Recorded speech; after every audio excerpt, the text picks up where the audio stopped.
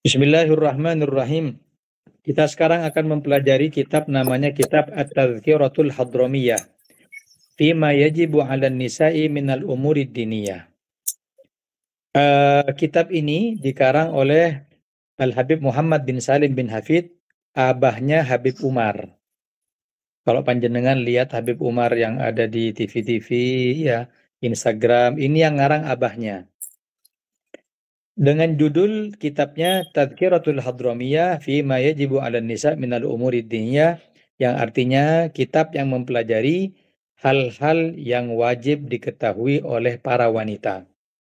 Kitab ini dipelajari di pondok-pondok pesantren. Ini berisi daripada fikih, juga ada beberapa adab-adab yang perlu diketahui oleh para wanita. Kita berharap mudah-mudahan ilmu yang kita pelajari manfaat dan insya Allah bisa berbuah amal dan bisa mengalir keberkahannya kepada semua umat baginda Muhammad SAW, terutama kepada orang tua kita dan anak-anak kita seluruhnya. Kita Amin. mulai. Bismillahirrahmanirrahim. Alhamdulillahirabbil alamin. Didengarkan aja ya.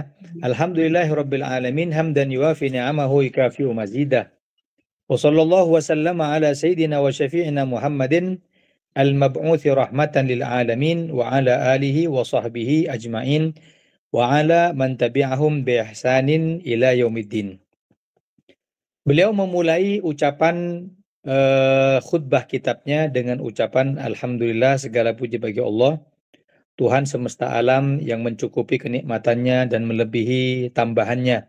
Sholawat serta salam semoga teruntuk kepada juru selamat kita, pemberi syafaat kita, Muhammad sallallahu alaihi wasallam, kepada keluarga beliau, sahabat beliau, dan pengikut beliau hingga hari kiamat nanti. Wa ba'du, adapun selanjutnya, fahadihi nubdatun muhimmatun fima tahtaju ila ma'rifatihi an-nisa al-mu'minat. Adapun setelahnya, ini kitab adalah kitab yang sangat penting untuk diketahui oleh para wanita mukminah. Min umurit taharah, dari perkara-perkara yang berkaitan dengan bersuci, wal haid, hukum-hukum haid, wan nifas, hukum-hukum nifas, was shalah, hukum-hukum tata cara melaksanakan sholat, wa ghairi dzalika, dan semua dari perkara-perkara agama yang itu sangat manfaat untuk kita semuanya. Waqad balagana an Sayyidina al-Habib Abdurrahman bin Muhammad al-Mashhur annahu kana yajib ay yatasadda ahadun li jam'i mithliha liyaqra'aha an-nisa' fi mujami'ihinna. Dan sampai kepada kami, guru kami yang bernama Al-Habib Abdurrahman bin Muhammad al-Mashhur, beliau mengatakan bahwasanya kitab ini wajib untuk dipelajari oleh para wanita.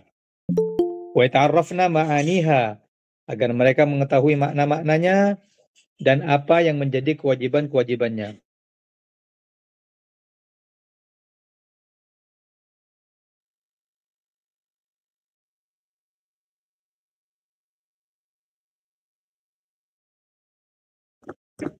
Fa inna ta'allumal ilmi fariidatun ala kulli muslimin wa muslimatin. Sebab belajar ilmu agama itu adalah sebuah kewajiban bagi muslimin muslimat.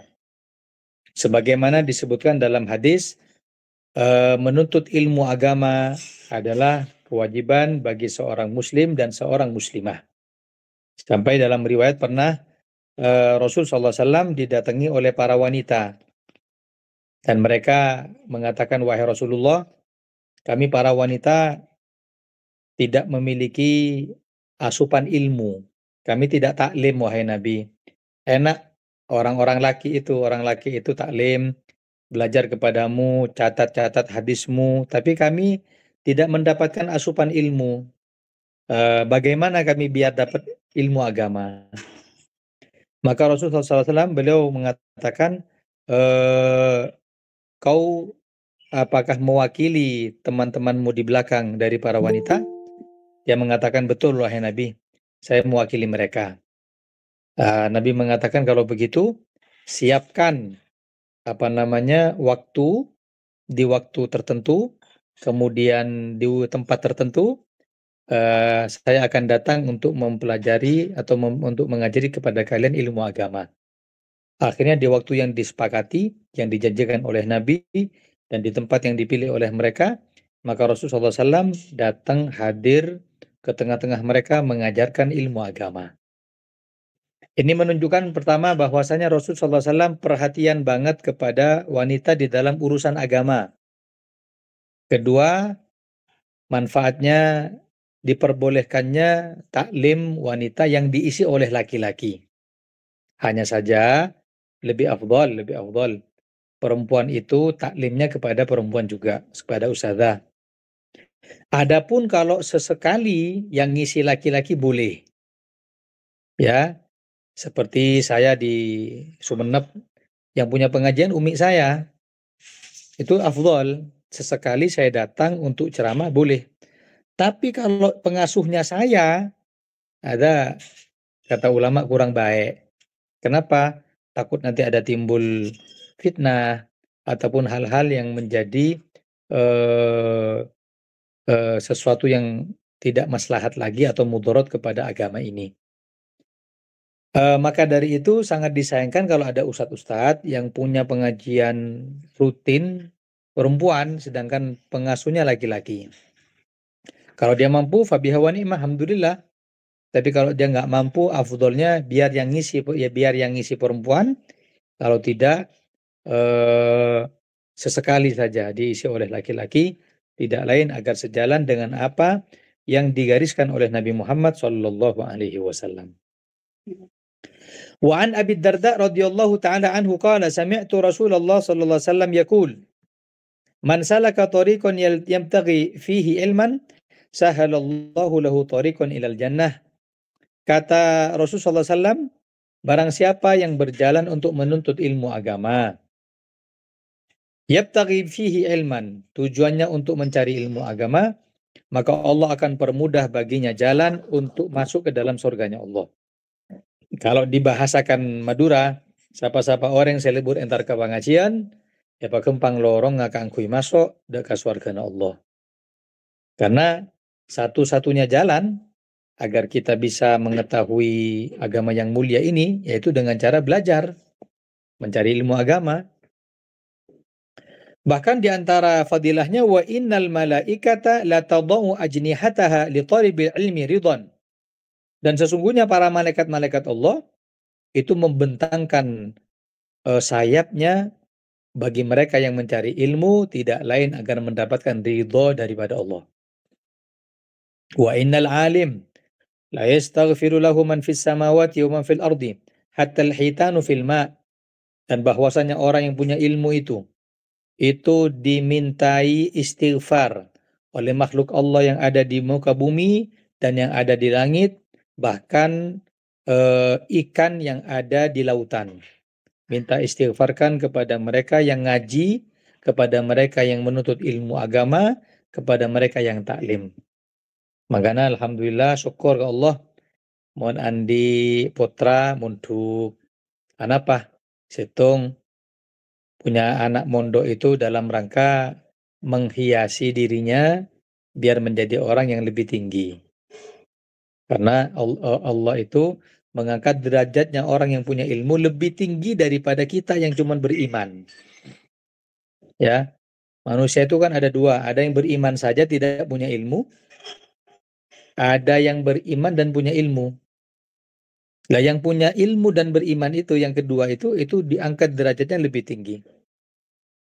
Nah, dan jangan lupa anak-anaknya yang menuntut ilmu agama ataupun yang mondok atau bermadrasah, tuwaki ke Allah, so'naki ke Allah, menerima ilmu dan manfaat, bisa menjadi orang-orang yang dibanggakan Nabinya Muhammad sallallahu alaihi wasallam. Wa fadlul alimi 'alal 'abidi ka fadlil qamari 'ala sairil kawakibi. Dan kemuliaan orang yang berilmu daripada orang yang tidak berilmu seperti kemuliaan bulan purnama di antara bintang. Wa innal ulama warathatul anbiya, dan ulama itu adalah warisan para nabi. Wa innal anbiya lam yuwarithu dinaran wala dirhaman wa innama warathul ilma. Para nabi itu tidak mewariskan uang, tidak mewariskan harta, mereka mewariskan ilmu agama. Faman akhadahu akhadha bihadhin wafirin, barang siapa yang lagi taklim, yang lagi mencari ilmu, hendaknya perbanyak mencari ilmu agama.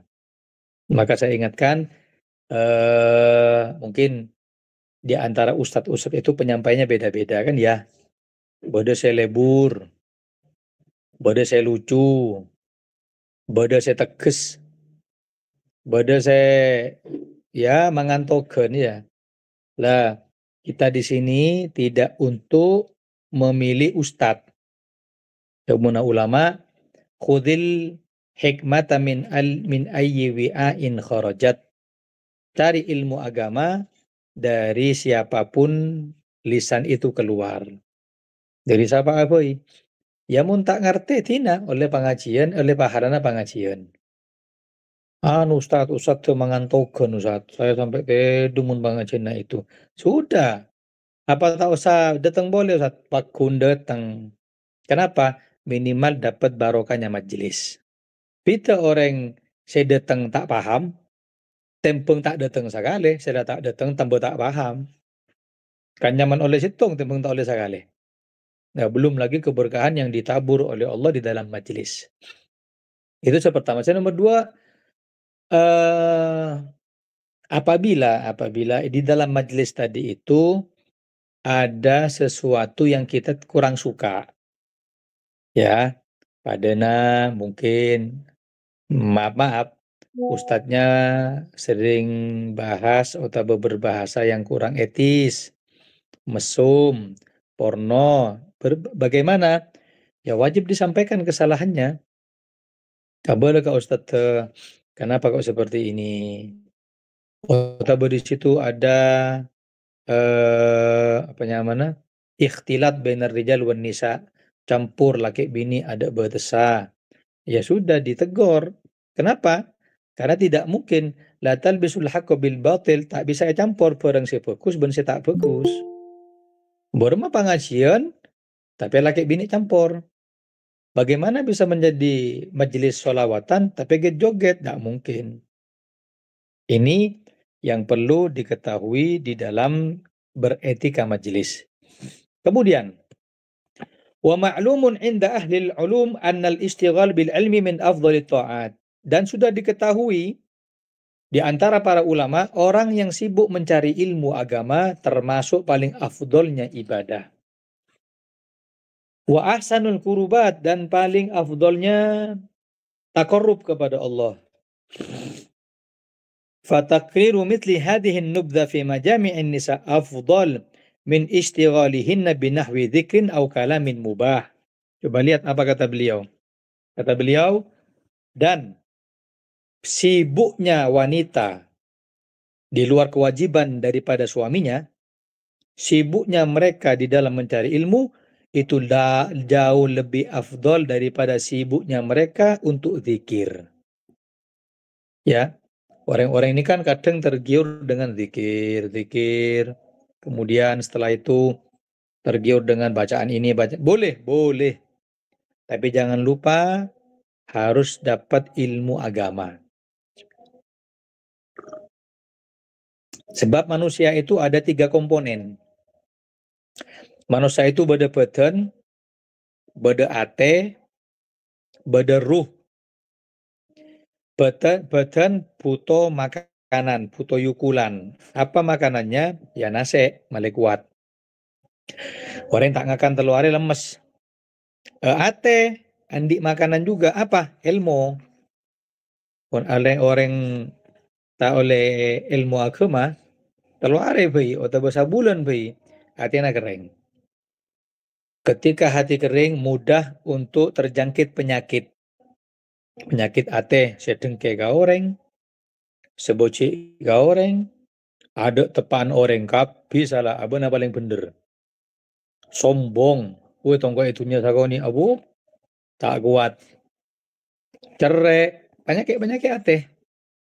Lima suudon ke manusia. Lah ketika penyakit ate itu tidak diobati, baru orang sakit tak diobati mate.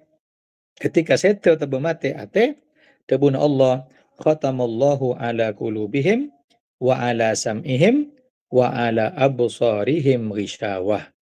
Allah matikan, Allah tutup atenah, mula ate tutup, pendengaran sudah tidak manfaat. PKI boleh siapa aku, tak masuk. Oh coba Habib patoron, oh ntar ke Habib, malaikat patoron, soro malai orang saya atena mati, tak kira bisa. Karena Allah sudah menutup hatinya, mun sudah hati itu tertutup, pendengaran sudah tidak manfaat. Makanya mereka orang-orang dulu imbang antara zikir dengan ilmu agama.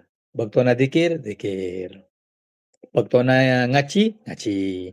Cak campur. Baktona ngaji, zikir. Kan bodoh pengajian neku tasbih. Lima orang ini ngaji ceramah, lima tasbihan kurang bagus. Kenapa? Karena itu digoda dengan setan. Karena si setan, ayo nah. Timpung diem kan bisa zikir. Lah akhirnya ilmu tak masuk, zikir tak masuk. Boleh, ada tak boleh apa-apa. Beda kalau dengan baktona zikir, zikir. Mari pejang, zikir, zikir. Mari maghrib, waktunya zikir sampai isya, zikir. Baktona pengajian, tak bisa. Ngidi pengajian. Tidak lain agar semuanya tercukupi. Itu yang kedua. Yang ketiga, dan ruh. Manusia ini di dalam badannya ada 3 komponen, di antaranya ruh. Lah ruh ini makanan ruh ini adalah zikir. Khutbah ada zikirnya. Zikir jadi seneng, ruh itu tambah kerong ka Rasulullah.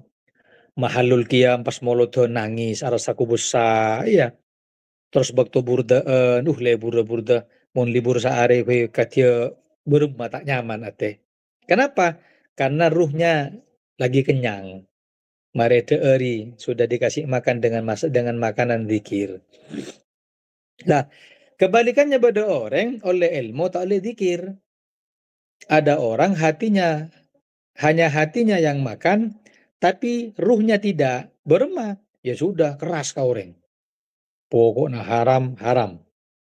Tidak pada bon kitab, salah. Orang tak pada bon abekna, neraka.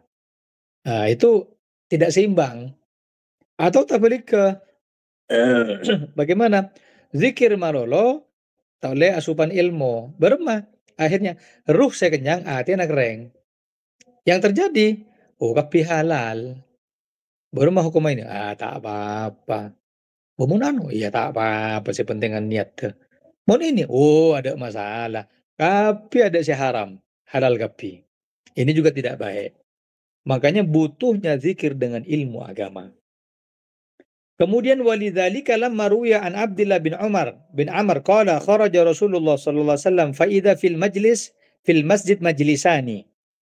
Ada riwayat hadis Rasul sallallahu alaihi wasallam keluar dari masjid.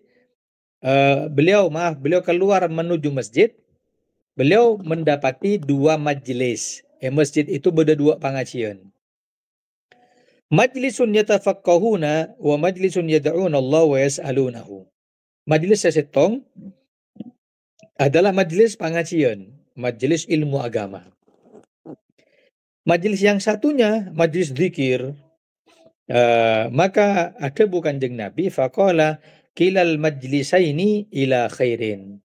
Sahabat, 2 majelis itu sama-sama baik. Arwah pada bagus sahabat.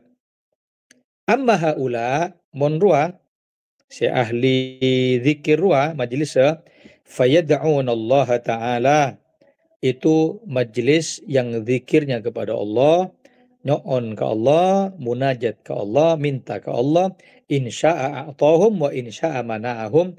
Bisa jadi Allah apareng, bisa jadi Allah tidak memberi. Bisa jadi Allah mengabulkan, bisa jadi Allah tidak mengabulkan. Lalu Nabi mengatakan wa amma haula mun majlis setong harua sahabat fayata'allamuna wa yufaqihuna al-jahil. Monrua majelis pengajian, majelis yang ngajari halal haram, majelis yang kenal kabul ka pengairanna, majelis yang bagaimana cinta kepada Kanjeng Nabi, Pas Nabi adabu haulai afdol.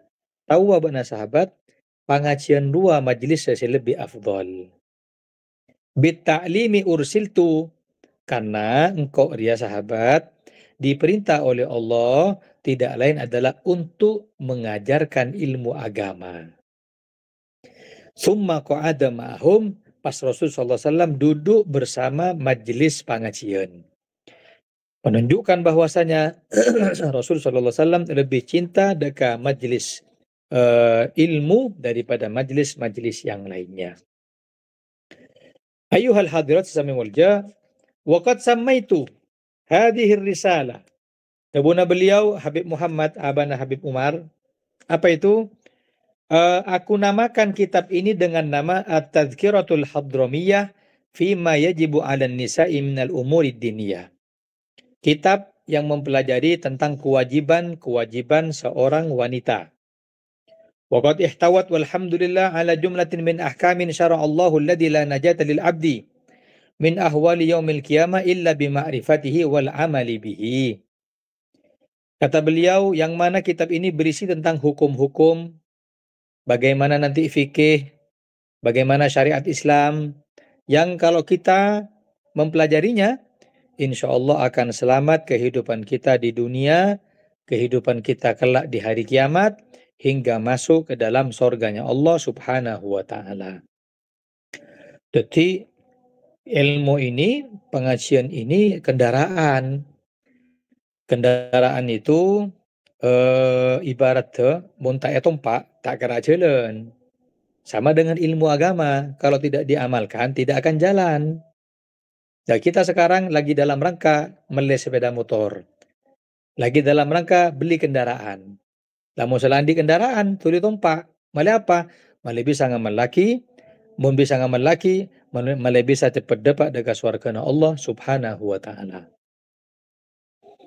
Wa idza ulima hadza, kalau sudah tahu bagaimana fadilahnya orang yang mencari ilmu agama, faminal wajibil mutaakkidi alaikunna, maka wajib dekat seteja para bini ma'syarun nisa al-ihtimamu bi qiraati mithli hadhihi tadhkirah al-mubarakah insyaallah. Ayo kedingaki perengaki amalaki apa yang ada di dalam kitab yang barokah ini. Wa tafahumi ma'aniha, pahami bagaimana maknanya. Wal amali bima fiha, amalaki apa berde lemah. Hatta takhrujna min dhulumatil jahli ila nuril ilmi, sampai kula ben panjenengan sedejah bisa keluar dari sifat kebodohan menjadi sifat orang yang seandi cahaya ilmu. Lain, orang yang andi cahaya ilmu lain. Karena al ilmu nurun, ilmu itu cahaya. Orang yang andi ilmu, ben orang yang tak andi ilmu pita. Ya, padona kiai-kiai, habaib-habaib, ibu nyai, ening, sandi ilmu ya. Coba lihat masyarakat, nyium tanang, nyium bolak-balik, takdim, abu debu, dengan lawan bicara, yang daun bicara sampai nunduk. Apa? Itu estonah, tidak takdim kepada orangnya, takdim kepada ilmunya yang ada di dalam orang tersebut. Coba orang tadi ilmu, tak kira takdim orang. Dimma bodo orang aja caban tukang nunduk, tak kira. Pola nangale bodo orang aja caban supir truk, supir bis mini pas nunduk pada ntar kata ke kiai. Tak kira, kenapa? Karena tadi ilmu. Tapi orang yang punya ilmu adalah orang yang diberi oleh Allah cahaya. Kalau bencahaya gak dinto, kula ben panjenengan disuruh untuk takdim deka, orang gak bisa. Tujuannya bukan takdim kepada orangnya, tapi takdim kepada ilmu agama. Amman huwa qanitun ana al-laili sajidan wa qa'iman yahdharul akhirah wa yarju rahmat rabbih. Tahukah engkau, debuna Allah, siapa orang-orang si ahli ibadah tengah malam ceke, sujud ke Allah, nyoon, takut dekat hari kiamat, pangarap dekat Allah, rahmat Allah bisa dia raih. Kemudian Allah mengatakan, kul hal yastawil ladina ya'lamuna wal ladina la ya'lamun. Apa ada orang saya andi ilmu ben saya tak andi ilmu, kita kira ada. Innama yatadzakkaru ulul albab. Saungkuna orang-orang saya ingat ke Allah, orang-orang saya ate kak dinto andi ilmu agama. Maka dari itu, ayo istiqomah. Insya Allah kita akan bahas semuanya di dalam kitab ini yang berkaitan dengan kewajiban-kewajiban mendasar kepada kaum muslimat. Adapun nanti misal butuh kepada penjelasan lebih rinci, yang itu ada kaitan dengan hal-hal yang sifatnya kewanitaan, bisa nanti saya badalkan, saya kente kepada istri saya. Mungkin maaf-maaf, seperti contohnya bagaimana urusan haid dan nifas. Berma cara ngitonga, kalau warnanya seperti ini berma, mon sifatnya bau seperti ini seperti apa. Kalau gatal bagaimana, itu urusan bukan dengan saya, insya Allah dengan istri saya.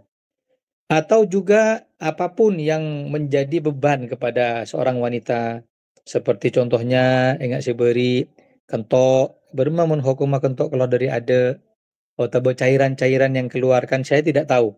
Biar yang seperti itu masalah kewanitaan lebih lebih jelasnya biar dijelaskan oleh istri saya. Adapun selain itu sama saya.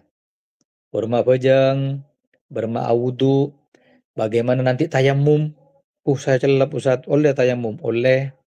Ustaz jamak kosor berma ini, saya musafir, boleh nanti kita jelaskan.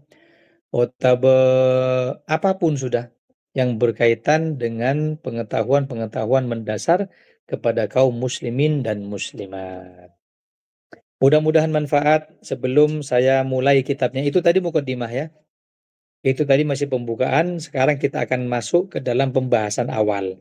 Sebelum masuk ke dalam pembahasan awal, apa beda pertanyaan? Pakai audio suara silahkan, atau ditulis di kolom pesan. Bisa dibaca sama saya di sini. Monggo silahkan. Saya kasih waktu 3 menit.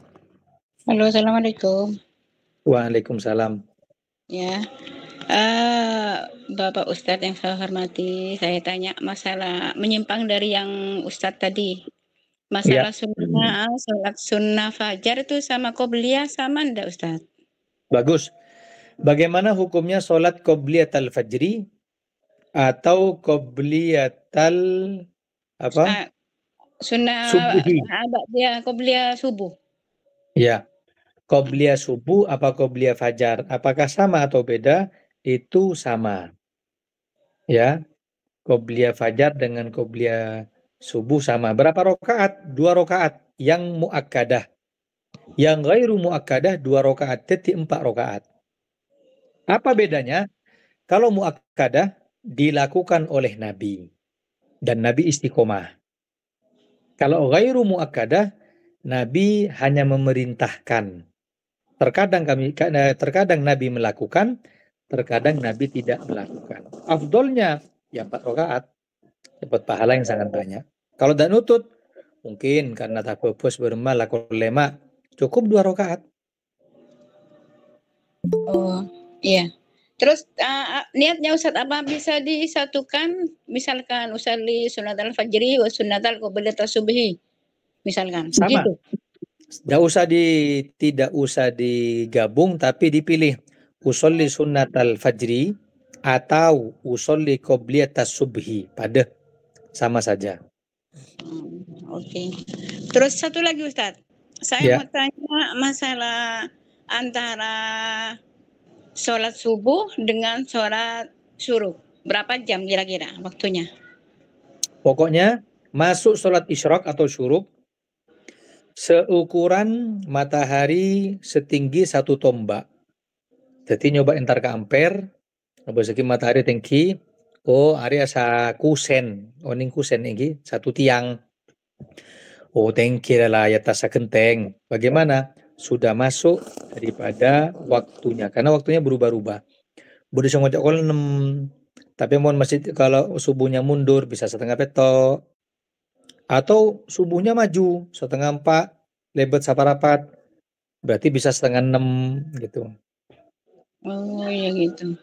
Ayatnya bisa ayat sembarang lah Ustadz ya? Untuk ayat silakan terserah, boleh-boleh aja. Ya, syukran Ustaz. Afwan. Yang lain satu lagi, nanti kita bahas sedikit. Ya, mau tanya sebentar, Beb. Untuk qobliyah zuhur, Beb, mana lebih afdal, Beb? 2-2 atau langsung 4 yang muakkad, Beb? Yang muakkad 2, yang ghairu muakkadah 2. Jadi 2 salam, naik lagi 2. Berarti 2-2 ya, Beb? Tidak boleh sholat langsung 4 rakaat kecuali sholat sunnah mutlak. Oh gitu, ya. Berarti 2-2 ya, Beb ya. Ya, terima kasih, Beb. Ada lagi, Beb, boleh misal nanya, kalau Beb? sholat subuhnya telat sekitar jam 5, apa masih bisa melaksanakan sholat qobliyah dan fajar? Masih bisa.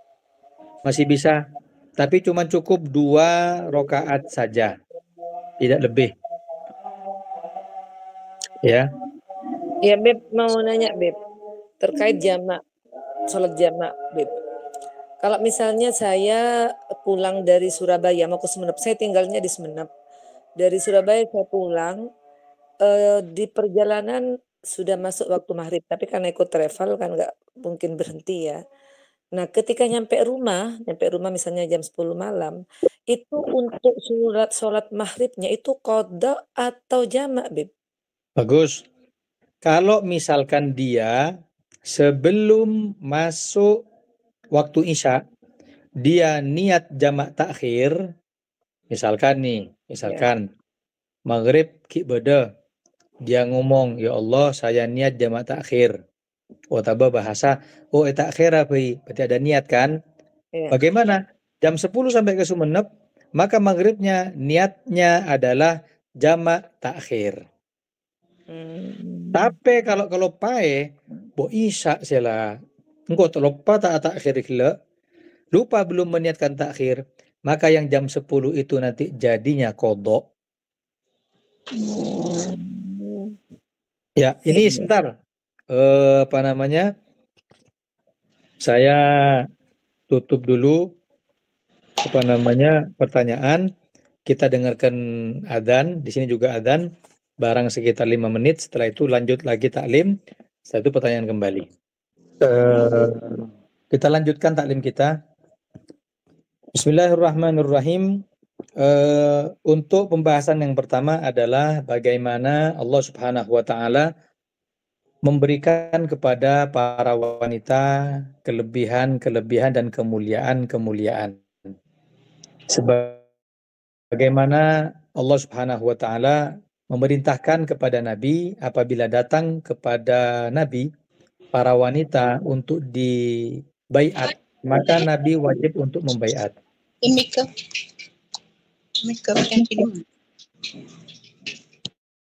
Saya ulangi, apabila datang kepada Nabi untuk baiat, maka hendaknya membaiat juga sebagaimana laki-laki. Allah Subhanahu wa Ta'ala mengatakan, wahai Nabi, apabila datang para wanita mukminah meminta kepadamu untuk baiat, baiat itu janji setia. Apa isi baiatnya? Tidak menyekutukan Allah, tidak mencuri, tidak berzina, tidak membunuh anak-anak mereka, tidak mendatangi hal-hal yang sifatnya keji, tidak membuat ucapan-ucapan kotor, tidak durhaka kepada pasangan mereka. Maka Allah katakan fabayi'hunna wastaghfir lahunna Allah. Maka wahai Nabi, engkau wajib untuk membaiat mereka. Ibaratnya mun beda orang minta acer dekat Kanjeng Nabi, sehingga Nabi ya aceri ruah. Selain aceri, wastaghfir lahunna Allah, dan mintakan ampun untuk mereka para wanita kepada Allah. Itu yang pertama. Yang kedua, ada kabar gembira dari Rasul sallallahu alaihi wasallam. Seorang wanita datang kepada Nabi dan mengatakan, wahai Rasulullah, kami dikalahkan oleh laki-laki. Nyaman wahai Rasulullah, orang-orang laki, pahala nabunya bisa ke masjid, bisa jihad fisabilillah, bisa nyari nafkah, pahala naraja.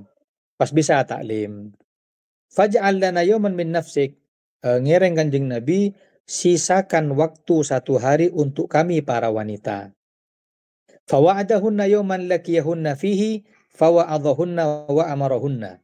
Maka Nabi ya menjanjikan kepada wanita, hendaknya kau berkumpul di waktu ini, di tempat ini. Kemudian Nabi datang. Jadi janji ibn Nabi. Saya ingat ya, hari ria, kota tanggal sariah, bengkona ruah, neking kau datang pas akan memberikan kepada kalian ilmu agama. Akhirnya Nabi di saat itu datang, kemudian memberikan ilmu.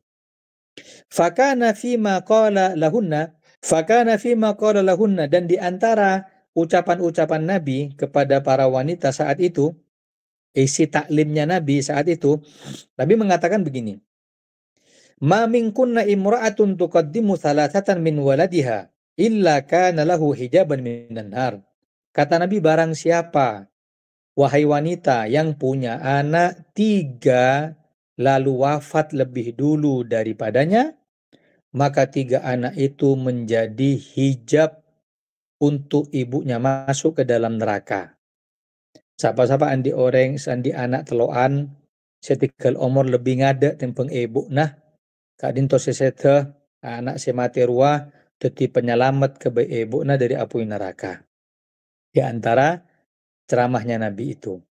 Faqalat imra'atun, maka bertanya seorang wanita, wathnaini, misalkan yang meninggal 2 wahai Nabi, tak dapat telok. Faqala wathnaini, tekaklah 2 juga akan menjadi hijab dari api neraka. Summa qala, kemudian Nabi mengatakan di antara isi ceramahnya apa? La yata'allamul ilma mustahyin wala mustakbir. Tak kira orang andi ilmu, mun orang ngarua todusen ota besombong. Maknanya, kalau ada hal-hal yang sifatnya pengen ditanyakan, tanyakan aja. Cedus todus. Dan juga jangan sombong. Lah tahu, ka ilmu na ungkok lah tahu ruah marehatam kita pe. Tahu saja boleh. Itu tidak akan mendapatkan ilmu yang manfaat. Bahkan Sayyidah Aisyah mengatakan, ni'man nisaul ansar lam yamna'hunnal haya ayatafaqqahna fid din. Terakhir katanya Siti Aisyah, sebaik-baik wanita adalah wanita orang Madinah, wanita Ansor, wanita yang ada di Madinah. Kenapa? Kalau tanya agama tidak malu kepada Nabi. Ya, kan kadang bini atanya urusan kewanitaan, takut sama Nabi. Tapi beda dengan wanita Ansor. Wanita Ansor itu tadak todus, karena ini untuk urusan agama. Bahkan pernah kita tutup dengan satu kisah. Rasulullah SAW pernah kedatangan wanita Ansor. Saat itu ada Siti Aisyah di sebelahnya. Tanya wanita ini, wahai Rasulullah, saya lagi haid. Kapan saya diperbolehkan untuk melaksanakan sholat? Dan bagaimana caranya tahu kalau saya sudah suci? Maka Nabi dengan bahasanya yang bagus, Nabi mengatakan begini. Kau ambil kapas, lalu taruh di tempatnya. Kalau kau tidak mendapati darah, berarti kau suci. Baru kau boleh sholat. Nah, wanita Ansor ini tak tahu. Dia tanya sama Nabi, wahai Nabi, mun kapas saya andi. Cuman ditaruh di tempatnya. Mana tempatnya Kanjeng Nabi? Tak tahu saya. Lah Nabi tidak mungkin ngomong bahasa yang porno ataupun mesum. Nabi mengulangi lagi. Ngalak kapas. Sabe tempatnya. Mun tak nangaledere. Silahkan sholat. Berarti kau sudah suci. Tanya boleh. Kedua kalinya. Kanjeng Nabi. Sabe idim maka pasah. Ngulangi lagi Nabi. Ngalak kapas. Sabe tempatnya. Kalau sudah tidak melihat darah, berarti kamu sudah boleh sholat dan kamu sudah suci. Katanya boleh ketiga kalinya. Ya Rasulullah, sabaidin mah ini. Masya Allah, sampai Nabi ngucap, aduh, tak paham-paham. Setelah itu datang Siti Aisyah dan mengatakan, begini. Baru paham. Yang bisa kita ambil dari cerita ini, dari hadis ini apa? Pertama, wanita Ansor, wanita Madinah tidak malu untuk bertanya urusan agama kepada Nabi. Tuh, 2. Nabi belum pernah menjelaskan dengan bahasa kotor. 3. yang bisa menjelaskan kepada wanita perihal kewanitaan adalah sama-sama wanita. Ketika yang menjelaskan Siti Aisyah, buru paham. Oh iya paham.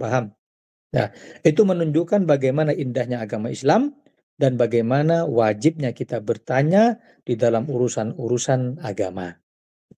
Mudah-mudahan manfaat ini yang mungkin kita awali taklim kita di hari Kamis yang mulia ini. Insya Allah kita akan taklim di hari Kamis seminggu sekali, kemudian jamnya jam 10 sampai jam 11.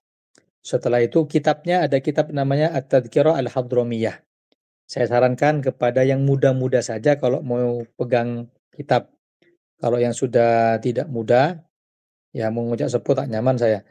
Yang sudah tidak muda, biar sudah jadi mustami saja, merengaki saos, insya Allah ini bermanfaat deka panjenengan saja. Sekak dintoh pamator, Allah manter ini bermanfaat. Akhirul kalam, Assalamualaikum warahmatullahi wabarakatuh.